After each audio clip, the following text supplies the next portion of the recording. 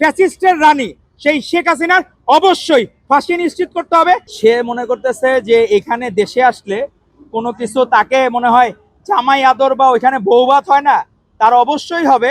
তবে তার এবার হবে যে গলায় ফাঁসি ভাত হবে এবার, যে তার ফাঁসির কাস্টে তাকে ঝোলার জন্য।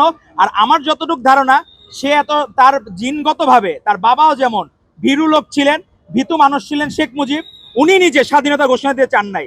উনি নিজে বলেছিলেন, শারমিন আহমেদের একটা বই আছে নেতা ও পিতা, সেখানে উল্লেখ করা আছে তাজউদ্দিন আহমেদ ড্রাফট করে নিয়ে গিয়েছিলেন শেখ মুজিবের কাছে।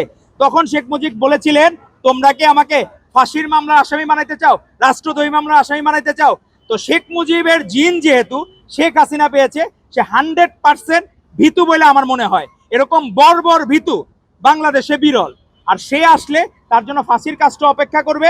আর মানুষজনের বাংলাদেশে সেদিন যে আসবে, সেই দিন বাংলাদেশের মানুষ অন্তত মিষ্টি বিলাবে যে এরকম ফাঁসির আসামি যে দেশে ফিরছে। তা আমার মনে হয় এগুলো হলো ব্লাফ দেওয়া আর মার্কেটিং করা। আমরা আশা করব আপনারাও এ ধরনের যে যারা অপরাধী তাদের এরকম নিউজগুলো প্রচার থেকে বিরত থাকবেন।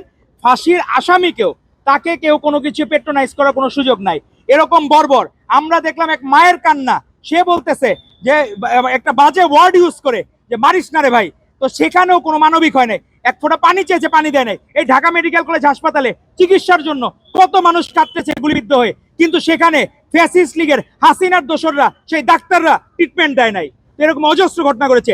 সেই ডাক্তারদেরও যেমন ফাঁসি হওয়া দরকার, ঠিক তেমনি তাদের এই ফ্যাসিস্টের রানী সেই শেখ হাসিনার অবশ্যই ফাঁসি নিশ্চিত করতে হবে। আর তার জন্য ওই ফুলের মালা তো থাকবে না, ফাঁসির দড়ি থাকবে তার জন্য।